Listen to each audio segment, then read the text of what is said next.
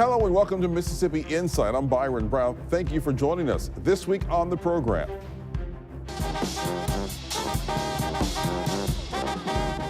The U.S. Supreme Court doesn't always get a lot of fanfare, but it's getting a lot of attention now for two key cases, including a North Carolina case that could have huge electoral implications for Mississippi. Legal analyst Matt Steffey joins us as the conservative-led High Court is poised for making history-making judgment. Also, life after prime time. How does the city of Seoul move on after Deion Sanders' sudden exit from JSU football? Coach Primetime's tiger-sized economic impact and how to sustain it this Sunday on Mississippi Insight. The latest term of the highest court in the land is underway. The U.S. Supreme Court justices will get a holiday break this month after hearing arguments in some potential groundbreaking cases. What we want to get to an overview now is of some of these major court actions impacting Mississippi and the nation. Matt Steffey is our go-to for that sort of analysis. He is a professor of constitutional law at Mississippi College School of Law. Matt, welcome back to Mississippi Insight. Well, thanks for having me. Hey, we are recording this interview Wednesday afternoon, not long after justices considered a case that could have big repercussions for American electoral oversight. Matt, talk about this case out of North Carolina and what the independent state legislature doctrine, what it's all about. Well, and the funny thing is the independent state legislature doctrine is itself a bit of a misnomer. Normally, we call something a doctrine that has emerged in the courts as a position favored by the law. It is no such thing yet. At this point, it's more of a theory or a position advocated by one side to the litigation.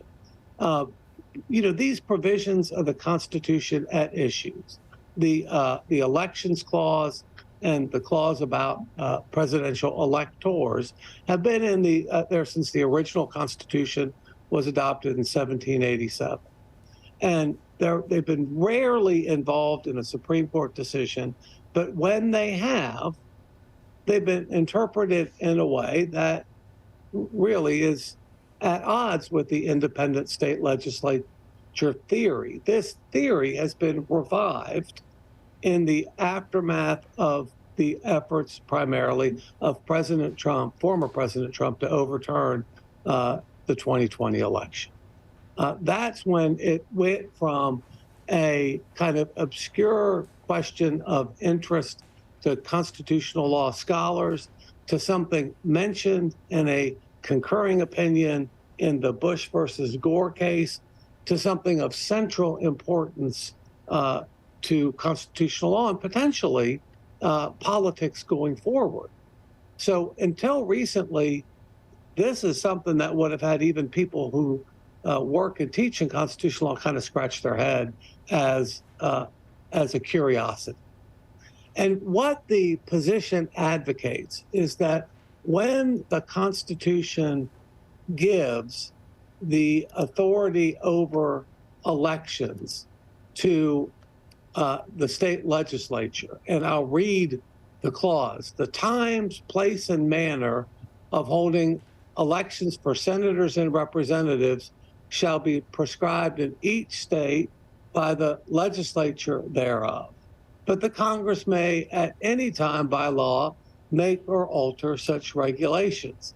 That's it. And for 200 and, I'm going to get the math wrong, 1787, 235 years, it's been understood that the state legislature means the state legislative process as it's set out within the context of a state constitution. So that a legislature passes a law and it's subject to a veto by the governor.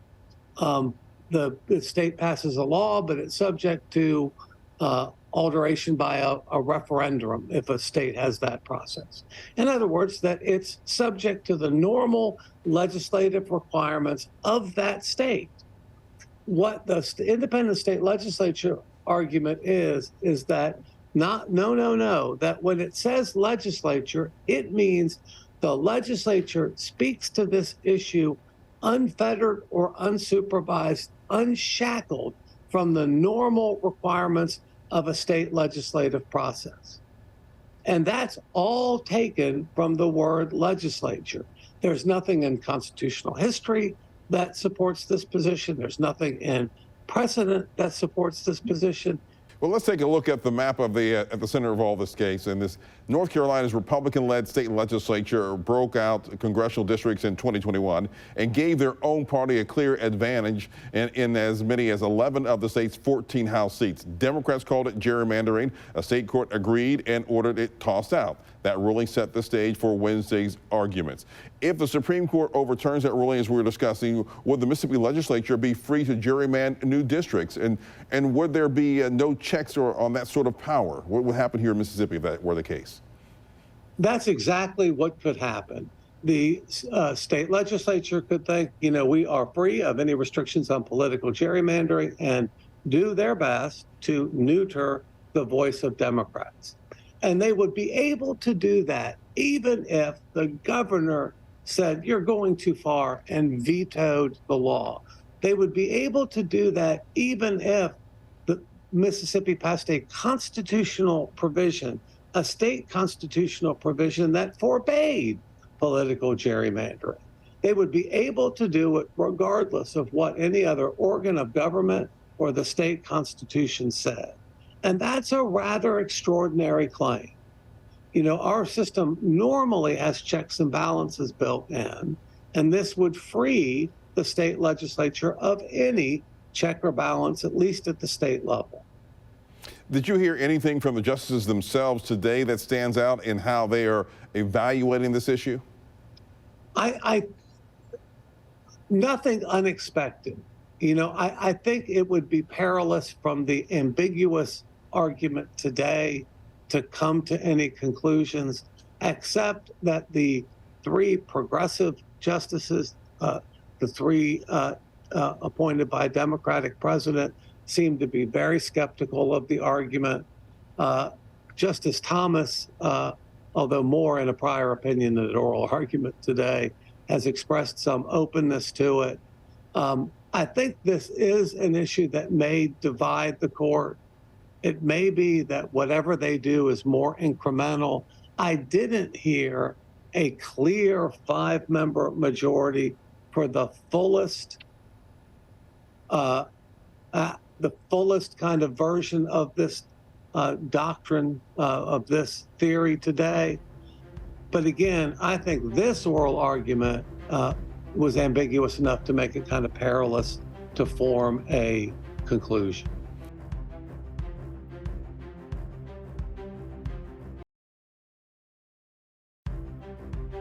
Now let's take a look at a case that the court heard on Monday, and this concerns a Christian graphic designer in Colorado. She objects to serving same-sex couples seeking wedding services. Remind us of the arguments in this one. Well, the arguments in this one are that the designer of websites, which now wants to expand her business to include wedding websites, the kind of websites that most of us are familiar with, that link you to gift lists, a little message, a little backstory on the couple, and the info about the marriage, about the upcoming wedding, and wants to market these services and limit them to heterosexual couples because her religious beliefs are that same-sex couples, same-sex marriage is against the tenets of our religion. The public accommodation law that forbids discrimination on the basis of sex, race, gender, religion, and the like would normally forbid the website designer from excluding same-sex couples. Her argument is that creating a website for a same-sex couple is compelled speech. They are compelling her to speak in a way that violates her conscience, and that there is no authority to do that. That I've always thought is the strongest argument for exemption from this public accommodations law, this anti-discrimination law. And if oral argument is any guide, then I do think one can forecast a likelihood that the website designer will win. Her argument seemed to have an appeal among the 6-member conservative kind of supermajority. So I think there are some lurking questions. That what about the next case, one in which a designer wants to exclude interracial couples, is on the grounds that her religion holds that as morally objectionable. Will that be constitutionally protected also? And there was some talk and back and forth in the case about how to distinguish that case, because I do think there are some justices that are leaning towards the website designer in this case, but who would have some difficulty extending an exception if it were, for example, applied against an interracial couple.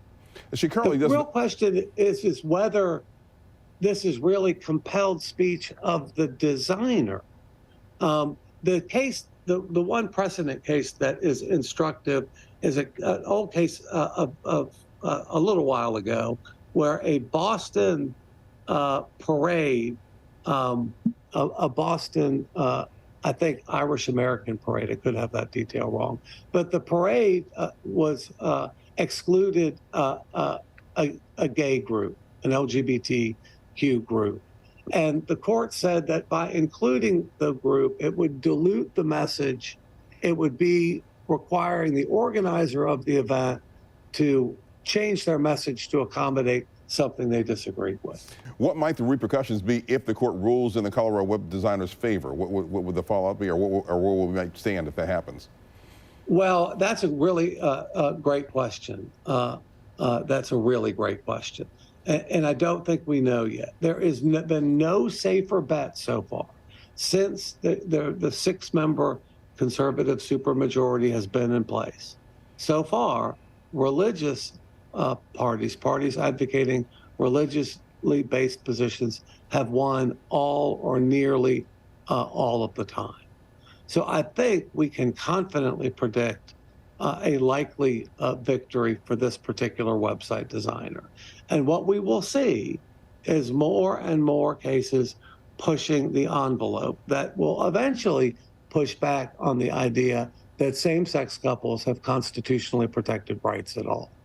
Because I think the big prize at the end of this would be for the conservative advocates to overturn the Obergefell case, the right of same-sex couples, the constitutional right to marry, in the same way that Dobbs overturned Roe versus Wade. I think that's what's down the line, that these religious-based complaints that essentially argue, of course, traditional Christian values are accommodated at the expense of other policies, might ultimately lead to the reversal of these more progressive decisions in recent years. Matt Steffey, always a pleasure talking with you and for your insight. Thank you for joining us. Thank you for having me. All right, and we'll be right back.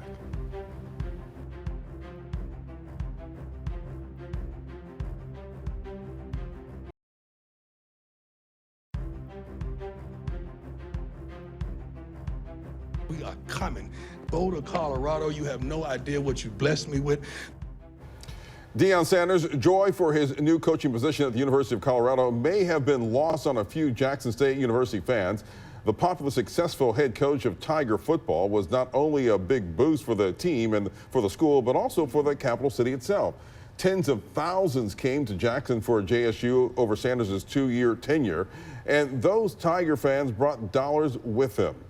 We want to talk about that impact in promoting Jackson as a destination city with Yolanda Clay-Moore. She is the Director of Communications for Visit Jackson, the city's Convention and Visitors Bureau. Welcome to Mississippi Insight. Well, thank you for having me, Byron. Talk a little bit about your organization's measures, your tourism and hospitality success in Jackson, and how much is JSU football and was driven by that success over the last couple of years, particularly with Deion Sanders at the helm. Well, you know, we are the official marketing agency for the city of Jackson, so that involves in us trying to bring in tourism dollars. And, you know, Coach Prime has had a major impact in that effort. This season alone, we calculated $16.2 million, and that's not with the SWAC championship. I was looking at the SWAC championship alone, and this year it was 7.2, although it was down from last year. Last year we did have $11.2 million in estimated economic impact. But you know, he's been a phenom for tourism and filling up hotels and restaurants, and not only just for the city of Jackson, but even beyond. How confident are you that you'll be able to keep the economic impact sustained with Coach Prime leaving? Well, we feel very strongly that especially the Tiger Nation will still rally around their team, that they will support their team, and they realize the power of numbers. When you have 50,000 in the stands, what that means economically for the city, and the things that you can ask for, the sponsorships that you can engage. So I really have faith in the fan base that they will continue to support the team. You lose that social media presence that Coach Prime had, oh, sure. and all the national attention. How do you make up for that? That he was all over the place. He was a marketing guru, right? But that's where Visit Jackson, Visit Mississippi, and Jackson State University communications come together to identify how we can keep that going. How do we keep the momentum going? How do we keep Jackson State, City of Jackson, the city was sold, the state of Mississippi in front of the media? Does it matter who the next coach is that comes behind him, or does it? Oh, certainly. Oh, certainly. I'm not into that business, but I think that they have to be very strategic in who they get to replace Coach Prime, because he did offer so many other elements aside from coaching. So I think that's very important, who they acquire that can continue that legacy. Well, let's talk more broadly about Jackson as an entertainment and leisure capital city. Now, how do you accentuate all the positive amongst some of the challenges that the city is now facing, i.e., water issues and crime issues? How do you work on the positives and make Jackson an attractive place to people to want to come visit? Well, we work tirelessly to show the positive things that are going on here in Jackson. Hopefully they overshadow the negative things. You can't go into any city and find that there's no problems. But we work very, very hard to let people know what we have to offer and the positive things. I mean, we talk about our pillars, you're talking about civil rights. You can't talk about civil rights without including Jackson. And, you know, we say that we are the city with soul because of the people, the places, and the events that have happened only right here in Jackson, Mississippi, that have changed the world, and including Coach Prime. When you talk about the Coach Prime story, Jackson State still has to be included. So, we wish him well. We appreciate him for the things that he did for our city, for the state, and it's for HBCUs as a whole. But you can't talk about his legacy without including Jackson, Mississippi now. Now that we have a third-party administrator over the water issue, are you feeling pretty confident that things will be on the right track and that will help sell Jackson in a more positive light? Oh, certainly, because anytime you have a problem, you need a resolution. And I believe that they have come to a resolution, and they are working closely with the mayor and the state of Mississippi. So I have a lot of confidence in that they will resolve those issues and that we can move past that. We've had two big things. You've had Coach Prime with Jackson State. You've had a major water crisis. There's been a lot of eyes on Mississippi and on Jackson and all around the world. Yes. Is that half full, half empty? How do you take that when there's been so much, now people know Jackson, maybe who didn't know Jackson before?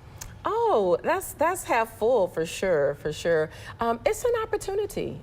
when you have eyes on you, it's an opportunity to tell the world what we have to offer, what we represent. We have some major celebrations coming up next year.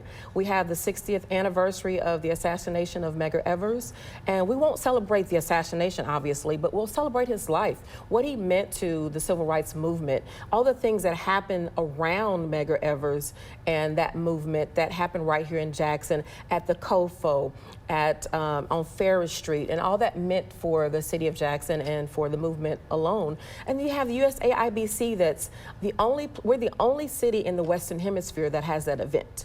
Right here in Jackson, Mississippi, that's coming up next year. So we have so much to tell the world about. I'm glad eyes are on Jackson, Mississippi. And what would you like from state and local leaders that could help you advance the city of Jackson in the metro area? Just coming together to see what energy we can continue and continue this momentum that we've started, that I'll say that Coach Prime started, reignited. I won't say he started, I'll say he reignited it, because I was looking at some footage of 1989 when the stands were full and beyond. So this isn't new to us. And I'll use one of his phrases: we're not new to this, we're true to this. I got you. But Jackson is a resilient city. We're celebrating our bicentennial, and we've come through strong. Even through those challenges, we've shown our resiliency, and that we're still standing, and we'll continue standing for 200 more years. All right, Yolanda Clay-Moore, pleasure talking to you, and thank you for your insight. And we'll be right back.